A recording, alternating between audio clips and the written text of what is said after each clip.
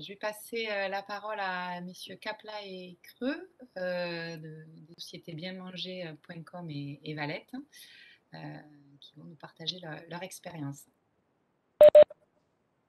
Alors, je me permets de vous interrompre puisque je viens d'avoir Philippe Creux de Valette qui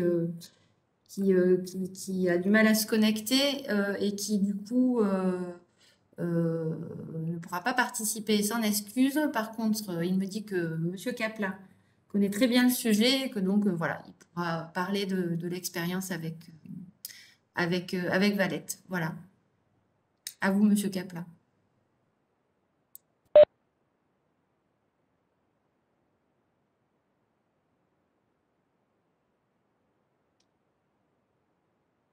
Je n'entends pas monsieur Capla. Il faut remettre votre micro. Oui, Voilà. bonjour à tous. Donc, je viens vous parler, vous partager un témoignage de ce que je vis sur bienmanger.com. Et comme le logo de la slide précédente le montrait, je m'occupe aussi d'une agence web qui s'appelle BM Service, qui crée des sites e-commerce sur PrestaShop. Et donc, je pourrais partager quelques expériences aussi. Et puis, pour avoir beaucoup échangé avec Philippe Creux, parler un peu avec son autorisation, parler un peu de l'expérience Valette.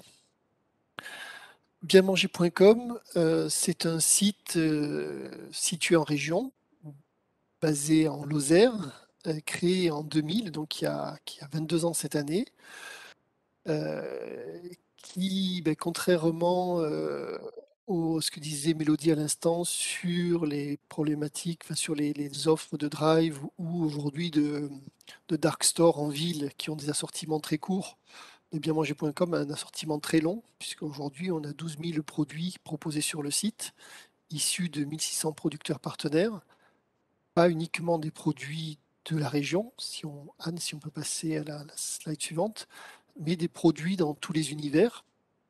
Ah, voilà, celle-là. Des produits dans tous les univers, à la fois produits d'épicerie fine, produits du terroir, produits bio. Mélodie vient de le souligner, c'est un segment qui, de façon générale, a une croissance plus forte que le reste du marché, en particulier sur Internet. La cave aussi, même si on en reparlera, il y a des problématiques logistiques liées à tout ce qui est en voie de produits liquides, des produits épicerie du monde, des produits frais aussi, avec d'autres problématiques logistiques, des cadeaux gourmands, notamment en fin d'année, on en sort. Donc on est comment appeler ça, un généraliste sur le sujet des produits du terroir et de l'épicerie fine. Si on peut passer, slide suivante, pour dire aussi ce qu'a dit Mélodie à l'instant, c'est que on a une croissance régulière depuis 20 ans avec une accélération. Alors nous qui a démarré en 2019, mais en 2020, ça a été en particulier très fort porté par le confinement, bien sûr. Et on revient en 2021 sur des niveaux inférieurs à 2020, mais très largement supérieurs à 2019. Donc, et sur une activité qui aujourd'hui représente 12 millions d'euros en B2B plus B2C, l'essentiel étant du B2C. J'ai rajouté cette frise en introduction voilà, pour expliquer. Et c'est les vrais produits issus des commandes en question. La première commande, c'était en septembre 2000 et c'était de la saucisse à l'huile, puisque on est en Lozère, donc ça fait partie des spécialités du coin, la saucisse à l'huile. Euh, la 10 millième commande, il a fallu 5 ans, c'était des cafés. La 100 millième commande, c'était déjà un coffret gourmand. C'était en 2010, il a fallu 10 ans. Et on voit une accélération puisque 10 ans plus tard, on était à la millionième commande. Et 2 ans plus tard, on doit être à la 1 500 000e commande. Donc j'ai mis cette petite frise parce que comme on va parler de logistique, c'est là la transition idéale. Parce que si on parle d'un million de commandes à expédier, alors là c'est sur, vous allez me dire c'est sur 20 ans, donc bon, ok, mais on voit que ça s'accélère. Les enjeux logistiques, ils sont multiples. Déjà, premier enjeu, j'ai dit tout à l'heure que l'on avait 12 000 produits. 12 000 produits à stocker, ça donne la photo du haut. Ça demande de la place au sol. Euh, Aujourd'hui, on a 5000 mètres carrés d'entrepôt avec 15 km de rayonnage environ. Chaque produit est stocké dans un petit carton sur une étagère avec des zones de stockage plus en gros pour des produits qui ont plus de rotation. Donc, stockage en gros, ça veut dire stockage de palettes. Donc, ça veut dire qu'il y a aussi des paletiers. Et les enjeux de la logistique, alors ils sont multiples. Le premier enjeu, c'est la gestion des stocks et l'entreposage. Parce que pour que tous les produits partent, il faut qu'ils partent en J+1, il faut qu'ils soient présents sur le site. Donc il faut qu'on ait un stock. Donc ça prend de la place au stock, au sol. Et ça a un impact aussi sur le modèle économique, puisqu'il faut pouvoir porter ce bâtiment, que ce soit en location ou en construction. Il y a un deuxième niveau d'impact en termes de logistique. Si on parle aujourd'hui, on doit faire près de 200 000 commandes par an. C'est une problématique de picking et de packing. Alors, picking, ça veut dire quoi? Ça veut dire aller chercher tous les produits qui composent la commande. Chez nous, en moyenne, dans une commande, il y a une dizaine de produits. Donc, il y a un opérateur qui doit, à partir d'un bon de commande, aller récupérer le plus vite possible les 10 produits en faisant le moins d'erreurs. La logique du packing, c'est que ces 10 produits, il va falloir le faire rentrer dans un carton et les caler suffisamment pour que les produits voyagent. La particularité dans l'agroalimentaire, elle est qu'il y a des produits de nature hétérogène, c'est-à-dire il y a des produits en emballage vert, des bouteilles, des pots en verre, il y a des produits qui sont sous forme de sachets, il y a des produits qui sont sur des emballages carton. Ces différents types d'emballages cohabitent pas forcément très bien entre eux. Si on met des produits lourds au-dessus de produits légers, ils vont les écraser.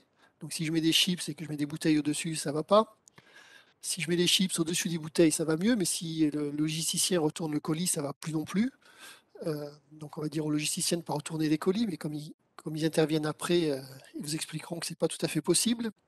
Donc il faut trouver des solutions en termes de packing, pour faire que tous ces produits dans un même colis arrivent à cohabiter sans se choquer et sans s'abîmer les uns les autres. Donc ça pose des problématiques de choix de matériaux d'emballage, de choix de matériaux de calage.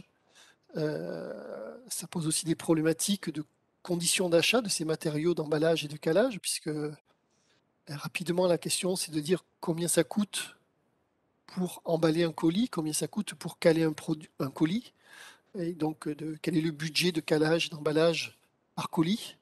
On a tendance à considérer, enfin, vous êtes des professionnels, donc vous le savez comme moi, mais le particulier voit le carton comme, je sais pas comment dire, comme un sous-produit qui n'a pas de valeur.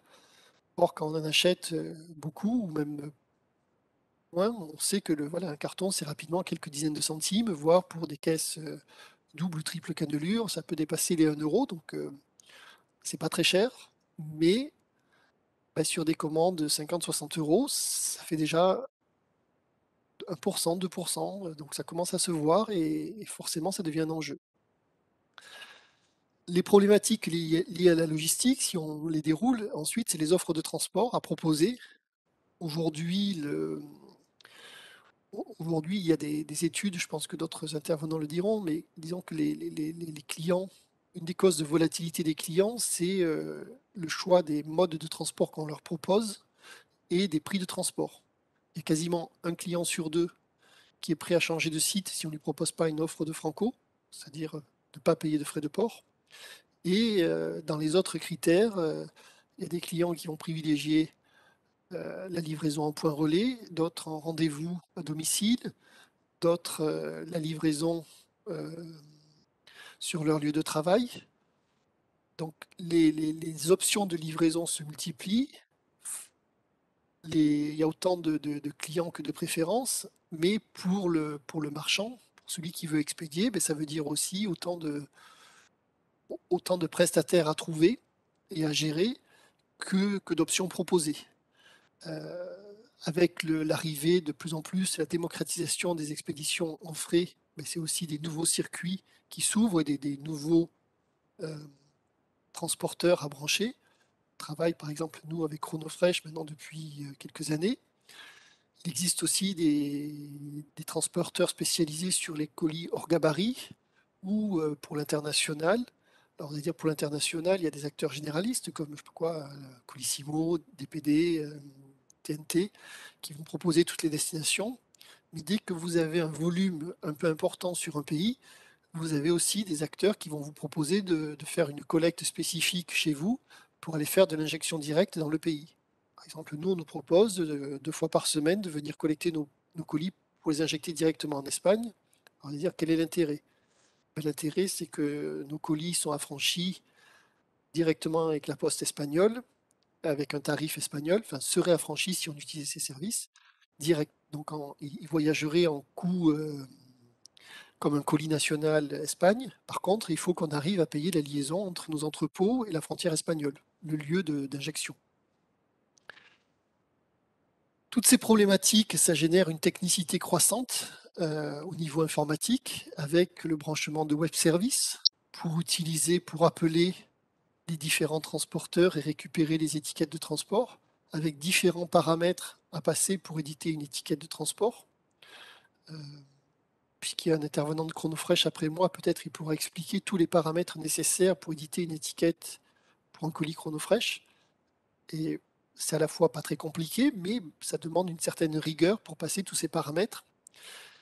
Et nous concernant, pour arriver à gérer des grands nombres de colis, la mise en place de WMS, alors ça veut dire Warehouse Management System, c'est des logiciels de gestion d'entrepôt, et de TMS, Transporteur Management System, donc des logiciels qui permettent de gérer les paramètres de tous les transporteurs avec qui nous travaillons. La problématique de la logistique, c'est aussi une problématique de modèle économique. Tout à l'heure, je disais qu'un client sur deux était prêt à changer de crèmerie si on ne lui proposait pas des frais de port offerts. Pour proposer des frais de port offerts, c'est pas anodin. Dans le monde de l'agroalimentaire, je considère qu'on est sur des univers où les rapports entre le poids et le prix sont pas très favorables. Il vaut mieux vendre des vêtements pour offrir les frais de port que des jus de fruits ou de la farine, parce que un kilo de farine, ça pèse 1 kilo et ça coûte 1 euro. Et le prix marginal du kilo transporté par tous ces réseaux, c'est entre 0,5 et 1 euro. Donc ça veut dire qu'à l'extrême, si je vendais que de la farine, et presque il faut que je fasse au moins 60-70% de marge juste pour payer le franco de livraison. Et donc ça veut dire que presque il ne faut pas vendre de farine ou de jus de fruits ou d'eau minérale, qui sont des produits à faible valeur par rapport à leur poids brut. Bon, alors vous allez me dire, j'ai qu'à vendre des truffes noires et du caviar. En effet, ça c'est un peu plus facile et c'est un peu plus ou du safran, produit exceptionnel en termes rapport poids-prix, en termes logistiques, ou toutes les épices en général. Mais donc le modèle économique pour proposer des frais de port offerts, il faut quand même bien le calculer parce que rapidement, il peut aussi avoir des répercussions fortes sur le modèle économique plus global de l'activité e-commerce, voire détruire toute rentabilité de l'activité e-commerce. C'est en particulier dans le monde alimentaire. Encore une fois, dans d'autres secteurs, je n'aurais pas cette lecture, mais je considère que dans le monde agroalimentaire, il faut faire ça manier avec précaution parce que ça peut être, pour faire plaisir aux clients, on peut se mettre rapidement dans des situations inconfortables. Et le dernier point que je dirais en termes de contraintes logistiques, c'est que les contraintes réglementaires sont aussi croissantes. Aujourd'hui, je ne sais pas si vous avez suivi les travaux de l'Assemblée nationale et à l'automne, mais on parle de plus en plus de l'empreinte carbone du e-commerce, pourtant qui est bien meilleure que celle du commerce de détail, notamment parce que dans le dernier kilomètre, c'est un transporteur qui va livrer 50 ou 100 clients, et ce n'est pas 50 ou 100 clients qui vont se déplacer pour aller faire leurs courses. Donc, il y a eu plusieurs études de l'ADEME et de la FEVAD qui montrent que le ratio, le coût carbone du e-commerce versus le commerce traditionnel, le e-commerce serait 4 fois plus efficace. Mais il y a des rééquilibrages qui se font entre le e-commerce et le commerce traditionnel. Et donc, une façon aussi d'essayer d'éviter peut-être ces rééquilibrages ou de les freiner un peu parce que ça va très vite. Ça passe par une demande de plus en plus forte de neutralité carbone des livraisons. Alors, c'est plutôt un sujet pour les transporteurs que pour les commerçants. N'empêche que ça devient quand même un sujet important. Si vous voulez expédier un peu à l'international ou dès aujourd'hui sur les dom-tom, il faut que vos produits aient des HS codes et que vous puissiez, euh, il faut que vous puissiez éditer des factures et des documents d'accompagnement avec les HS codes, sinon vous pouvez plus expédier sur les dom-tom, encore moins sur l'export lointain. Si vous voulez aller en Europe, alors ça a été présenté comme une simplification, pour moi c'est une complexification. Depuis le 1er juillet l'an dernier, vous avez le paquet TVA e-commerce qui est passé. Avant, vous aviez une sorte de dérogation à 40 000 euros par pays, grosso modo, en dessous de laquelle vous pouviez facturer la TVA française. Aujourd'hui, il y a pas les seuils par pays ont été abaissés aux alentours de 10 000 euros et ont été globalisés sur l'Union européenne, ce qui fait qu'en pratique, il faut que vous puissiez facturer la TVA de chaque pays, la TVA applicable dans chaque pays, et que vous puissiez déclarer ensuite votre déclaration TVA auprès d'un guichet unique européen. Donc c'est quand même assez. Alors, on s'éloigne de la logistique, vous allez me dire c'est plutôt de la compta et de la fiscalité. N'empêche que ça complexifie aussi la partie logistique. Donc voilà pour les enjeux multiples en termes de logistique. Et pour quand même terminer par une note positive, je vais prendre ma casquette un peu BM Service pour dire que pour démarrer en e-commerce, on peut démarrer en e-commerce en 2022 et je pense qu'il y a 3 solutions possibles. En jaune, l'idée c'est de créer son propre site internet. Il y a de nombreuses solutions. J'en ai cité 3, WooCommerce, il y a WordPress, Shopify, PrestaShop. Mais on pourrait citer au moins une demi-douzaine d'autres solutions largement communément utilisées. Et c'est de moins en moins cher, à partir de quelques milliers d'euros pour une petite boutique, quelques dizaines de milliers d'euros pour des boutiques très complexes. On peut aussi choisir d'intégrer une place de marché, ce qu'évoquait Mélodie tout à l'heure, pour profiter de la puissance de la part de marché et du nombre de clients qui sont présents sur ces places de marché. Amazon, bien sûr, ou dans l'agroalimentaire sur les produits frais pour de bon, ou dans les produits bio Greenwiz, ou on peut trouver un distributeur e-commerce comme bienmanger.com. Il y a plusieurs paramètres à avoir en tête quand on fait le choix d'un ou plusieurs canaux pour être présent en e-commerce. Bien sûr, il y a les coûts informatiques, il y a les dépenses de publicité, il y a les coûts logistiques, les compétences à internaliser ou à externaliser, la vitesse de déploiement, les niveaux de marge que proposent ces différents canaux de vente, la capacité de maîtriser son image ou la marque de ses produits, la propriété du fichier client. Pour moi, ces 8 paramètres sont les 8 principaux paramètres à avoir en tête quand on fait un choix. Et alors, j'ai essayé de vous les classer rapidement sur un petit tableau, une petite matrice, pour dire, par exemple, que sur un site en propre, oui, il y a plus de coûts informatiques, plus de coûts logistiques, plus de coûts de publicité, mais il y a aussi plus de niveau de marge, puisqu'on vend en direct. Donc, le producteur va vendre à un prix particulier, enfin un prix public, au lieu de vendre à un prix revendeur. Donc, plus de dépenses, mais plus de revenus. Et plus de maîtrise de l'image de marque et propriété du fichier client. Donc, à contrario, sur une place de marché, on abandonne une part de la marge à la place de marché, on ne maîtrise pas l'image de marque, on n'a pas la propriété du fichier client, mais on peut déployer plus vite pour moins cher. On a les mêmes coûts logistiques parce que sur une place de marché, la plupart du temps, il faut quand même soi-même assurer les expéditions. Et à contrario, si on va travailler avec un e-distributeur comme bienmanger.com, il n'y a pas de coût logistique puisque là, c'est le distributeur qui va faire les expéditions. Il y a moins de coûts, donc, mais il y a aussi moins de niveau de marge. Donc, il n'y a pas. Ce que je veux dire avec ce petit tableau, c'est qu'il n'y a pas une bonne solution et une mauvaise solution. Il y a des solutions qui s'appliquent plus ou moins à chaque entreprise. Et c'est à chaque entreprise, en fonction de ses enjeux, de ses priorités, de ses objectifs, de choisir un ou plusieurs canaux. et ça sera d'ailleurs ma conclusion pour cette partie-là, insister sur le fait qu'une entreprise peut mixer le recours à différentes solutions pour démarrer, peut lancer son propre site et puis décider en parallèle d'être présent sur une marketplace ou chez un ou plusieurs distributeurs.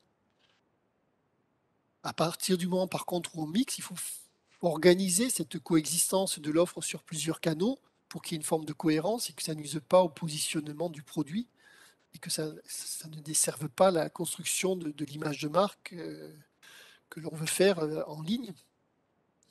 Mais on a quand même voilà, un large choix de solutions avec des stratégies qui restent abordables en termes de budget pour être testées.